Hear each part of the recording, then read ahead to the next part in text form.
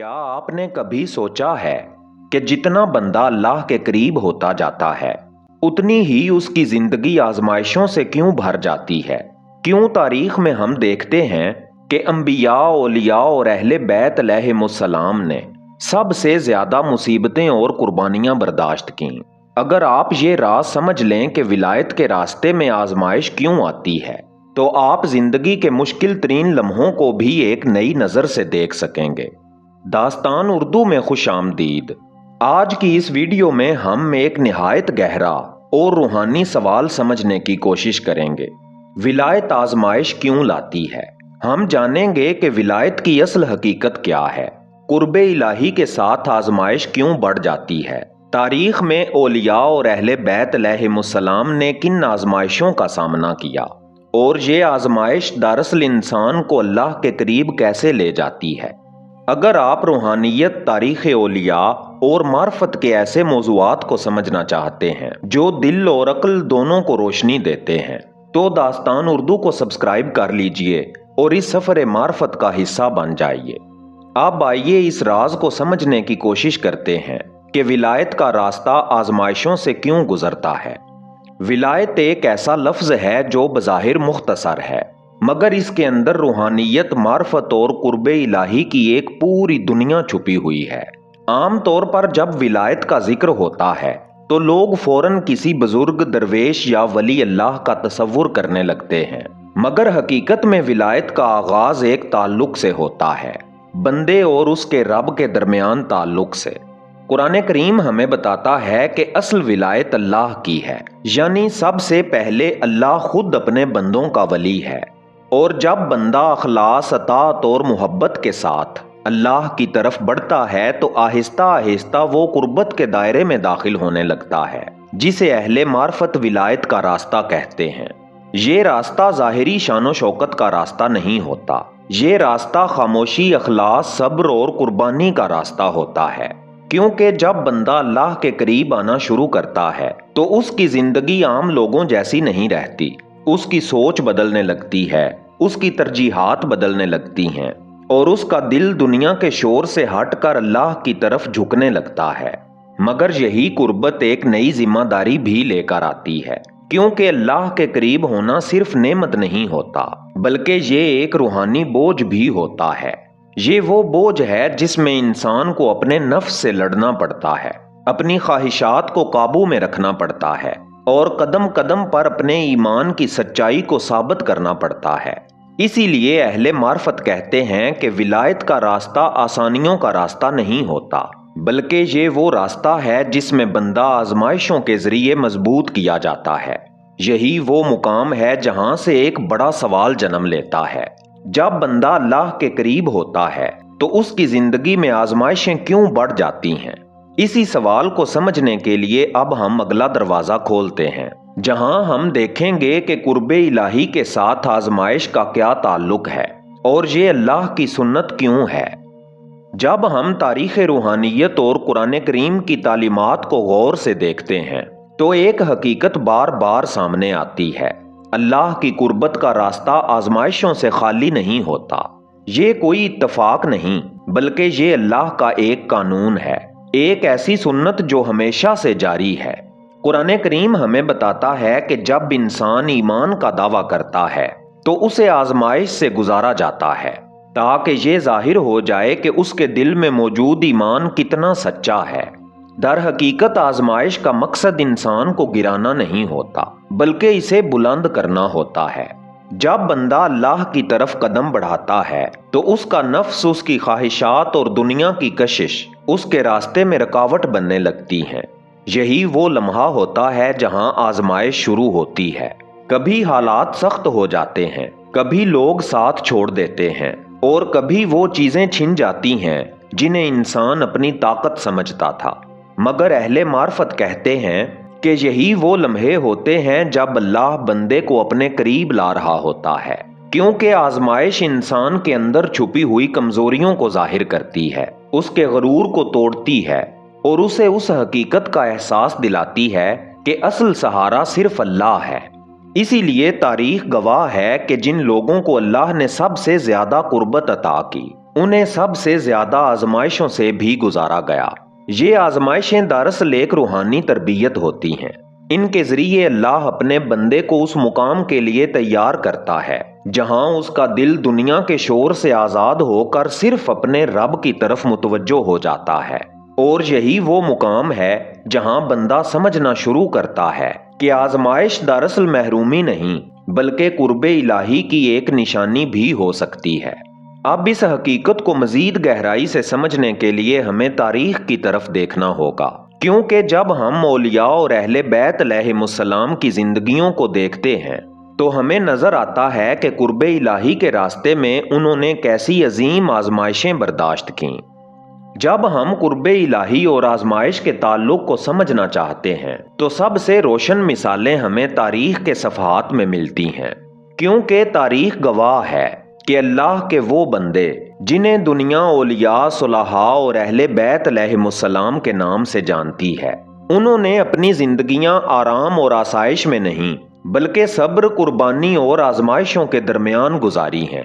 اگر قرب الہی کا راستہ آسانیوں کا راستہ ہوتا تو شاید ان پاک ہستیوں کی زندگیاں بھی عام لوگوں کی طرح سکون اور سہولت میں گزرتیں، مگر حقیقت اس کے برعکس ہے۔ اہل بیت علیہم السلام کی تاریخ کو دیکھیں تو ہمیں معلوم ہوتا ہے کہ ان کی زندگیاں مصائب اور امتحانات سے بھری ہوئی تھیں۔ ان کے صبر، استقامت اور قربانیوں نے اس حقیقت کو ہمیشہ کے لیے واضح کر دیا کہ اللہ کے قریب ہونا دنیا کی آسانیوں کی ضمانت نہیں ہوتا۔ اسی طرح اولیاء اللہ کی زندگیاں بھی ہمیں یہی سبق دیتی ہیں۔ بہت سے اولیاء ایسے گزرے جنہوں نے غربت برداشت کی، تنہائی جھیلی، لوگوں کی مخالفت سنی اور اپنی پوری زندگی اللہ کی رضا کے لیے وقف کر دی۔ ان کے پاس دنیاوی طاقت نہیں تھی، مگر ان کے دلوں میں ایک ایسا یقین تھا جو ہر آزمائش کو برداشت کرنے کی طاقت دے دیتا تھا۔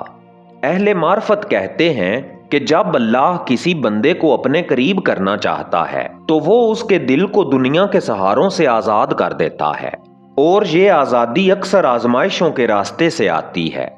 اسی لیے تاریخ ہمیں یہ سکھاتی ہے کہ جو اللہ کے قریب ہوتا ہے وہ آزمائشوں سے نہیں گھبراتا بلکہ انہیں اپنے رب کی طرف سے آنے والی تربیت سمجھتا ہے۔ مگر یہاں ایک اور اہم سوال پیدا ہوتا ہے، آخر یہ آزمائشیں ضروری کیوں ہیں؟ اللہ اپنے بندوں کو ان مراحل سے کیوں گزارتا ہے؟ اسی راز کو سمجھنے کے لیے آئیں اگلا دروازہ کھولتے ہیں۔ روحانیت کی راہ میں سب سے خطرناک مرحلہ وہ نہیں ہوتا جب انسان گناہوں میں مبتلا ہو، بلکہ وہ مرحلہ ہوتا ہے جب انسان خود کو حق پر سمجھنے لگتا ہے۔ یہ نفس کا بہت باریک اور خطرناک فریب ہے۔ نفس انسان کو گناہ میں ڈال کر بھی مطمئن نہیں ہوتا، بلکہ وہ انسان کو اس مقام تک لے جانا چاہتا ہے جہاں وہ اپنی غلطی کو بھی عبادت سمجھنے لگے۔ یہی وہ مقام ہے جہاں بہت سے لوگ گمراہ ہو جاتے ہیں مگر انہیں اپنی گمراہی کا احساس تک نہیں ہوتا۔ یہی وجہ ہے کہ مولا امام علی علیہ السلام نے ایک نہایت گہری بات فرمائی، انسان کے لیے سب سے بڑا فتنہ یہ ہے کہ وہ اپنے نفس کی پیروی کرے اور اسے حق سمجھنے لگے۔ جب نفس غالب آتا ہے تو وہ انسان کے اندر 3 بڑے دھوکے پیدا کرتا ہے۔ پہلا دھوکہ روحانیت کا غرور۔ انسان کو لگتا ہے کہ وہ دوسروں سے زیادہ سمجھدار، زیادہ پاک اور زیادہ حق پر ہے۔ یہی وہ غرور ہے جو دل کو سخت کر دیتا ہے اور انسان نصیحت سننے کے قابل نہیں رہتا۔ دوسرا دھوکہ ہے ولایت کی نقل۔ بعض لوگ روحانیت کے نام پر ایسے انداز اختیار کر لیتے ہیں جو بظاہر ولایت جیسے نظر آتے ہیں، مگر حقیقت میں وہ صرف نفس کا کھیل ہوتے ہیں۔ ایسے لوگ کبھی کبھی اپنے آپ کو خاص ظاہر کرتے ہیں، کبھی کرامات کے دعوے کرتے ہیں اور کبھی لوگوں کو اپنے گرد جمع کرنے کی کوشش کرتے ہیں، مگر اصل ولی اللہ کی نشانی یہ نہیں ہوتی۔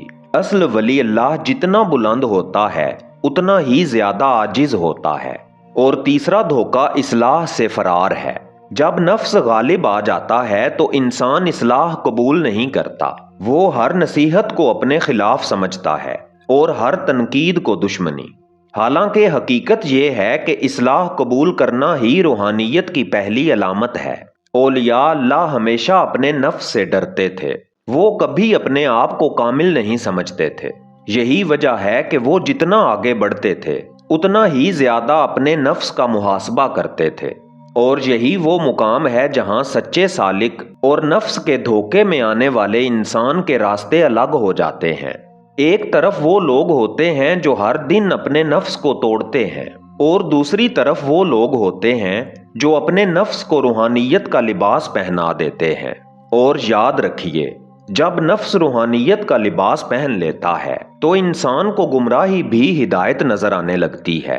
اسی لیے بزرگان دین نے ہمیشہ یہ نصیحت کی کہ انسان اپنے نفس پر کبھی اعتماد نہ کرے، کیونکہ نفس کبھی سیدھا دشمن بن کر نہیں آتا، وہ دوست کا لباس پہن کر آتا ہے، اور یہی نفس کا سب سے خطرناک فریب ہے۔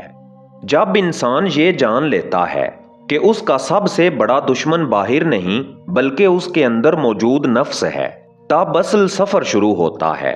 یہی وہ لمحہ ہوتا ہے جب انسان اپنے آپ سے سوال کرنا شروع کرتا ہے، کیا میں واقعی حق پر ہوں یا میرا نفس مجھے دھوکہ دے رہا ہے؟ روحانیت کا اصل آغاز بھی یہی ہے، اپنے نفس پر شک کرنا۔ اولیاء نے ہمیشہ یہی سکھایا کہ جو شخص اپنے نفس پر اعتماد کر لیتا ہے وہ اکثر دھوکے میں پڑ جاتا ہے، اور جو شخص اپنے نفس کا محاسبہ کرتا رہتا ہے وہ آہستہ آہستہ حقیقت کے قریب آتا جاتا ہے۔ اسی لیے مولا امام علی علیہ السلام کا ایک گہرا فرمان ہے، سب سے بڑا جہاد انسان کا اپنے نفس کے خلاف جہاد ہے۔ یہی وہ جہاد ہے جو انسان کو اندر سے پاک کرتا ہے۔ لیکن سوال یہ ہے کہ نفس کا علاج کیا ہے؟ بزرگان دین نے اس کے چند بنیادی راستے بتائے ہیں۔ پہلا راستہ ہے محاسبہ نفس، ہر دن اپنے دل سے سوال کرنا، میں نے جو کہا کیا وہ حق تھا؟ میں نے جو کیا کیا وہ اللہ کی رضا کے لیے تھا، یا اس میں کہیں نہ کہیں میرا نفس شامل تھا؟ یہی محاسبہ انسان کو غفلت سے بیدار کرتا ہے۔ دوسرا راستہ ہے عاجزی۔ جتنا انسان علم اور روحانیت میں آگے بڑھتا ہے اسے اتنا ہی زیادہ عاجز ہونا چاہیے، کیونکہ تکبر نفس کی سب سے پسندیدہ غذا ہے اور عاجزی نفس کے لیے سب سے بڑی ضرب ہے۔ تیسرا راستہ ہے سچائی قبول کرنا۔ اگر کوئی انسان ہمیں ہماری غلطی بتائے تو فوراً دماغ میں نہ آئے، کبھی کبھی دوسروں کی بات میں وہ سچ چھپا ہوتا ہے جسے ہمارا نفس ہم سے چھپانا چاہتا ہے۔ اسی لیے اہل معرفت کہتے ہیں، جو شخص اپنی تعریف سننا پسند کرتا ہے وہ ابھی نفس کے قبضے میں ہے، اور جو شخص اپنی اصلاح سن سکتا ہے وہ نجات کے راستے پر ہے۔ اور آخر میں ایک حقیقت ہمیشہ یاد رکھیے، نفس کو مکمل طور پر ختم کرنا انسان کے اختیار میں نہیں، لیکن اسے قابو میں رکھنا ضرور ممکن ہے۔ یہی وجہ ہے کہ روحانیت کا اصل کمال یہ نہیں کہ انسان کرامات دکھائے، بلکہ اصل کمال یہ ہے کہ انسان اپنے نفس کو پہچان لے، کیونکہ جو شخص اپنے نفس کو پہچان لیتا ہے وہ گمراہی کے بہت سے دروازے بند کر دیتا ہے، اور جو شخص اپنے نفس سے غافل رہتا ہے وہ اکثر روحانیت کے نام پر بھی دھوکہ کھا جاتا ہے۔ اسی لیے بزرگان دین ہمیشہ یہ نصیحت کرتے تھے کہ اپنے نفس سے ڈرتے رہو، کیونکہ یہ دشمن کبھی سامنے آ کر حملہ نہیں کرتا، یہ اکثر روحانیت، عبادت اور نیکی کے پردے میں چھپ کر آتا ہے، اور یہی وہ راز ہے جسے سمجھ لینا انسان کو گمراہی سے بچا سکتا ہے۔ اللہ ہمیں اپنے نفس کی حقیقت پہچاننے اور اس پر قابو پانے کی توفیق عطا فرمائے، آمین یا رب العالمین۔ محترم دوستو، ہم نے آج جانا کہ ولایت انسان کو آزمائشوں کے ذریعے مضبوط اور نورانی بناتی ہے۔ اسی طرح اگلی ویڈیو میں ہم دیکھیں گے وہ نشانیاں جو بتاتی ہیں کہ مقام پکا ہو چکا ہے۔ یہ ویڈیو آپ کے لیے انتہائی معرفت اور روحانی سبق لے کر آئے گی، تاکہ آپ خود جان سکیں کہ کس طرح قرب اور آزمائش کے بعد روحانی مقام حاصل ہوتا ہے۔ اگر آپ واقعی اس سفر میں آگے بڑھنا چاہتے ہیں تو داستان اردو کو سبسکرائب کریں، بیل آئیکن کو دبائیں اور ساتھ ہی ویڈیو کو لائک اور شیئر کریں تاکہ مزید معرفت بھری داستانیں آپ تک پہنچ سکیں۔ اور آخر میں ہمارے اینڈ سکرین پر موجود ویڈیو فقر کا آخری درجہ ضرور دیکھیں۔ یہ ویڈیو آپ کو فقر کے سب سے بلند درجے اور اس کے رازوں سے روشناس کرائے گی۔ ابھی کلک کریں اور اپنی روحانی معرفت کے سفر کو آگے بڑھائیں۔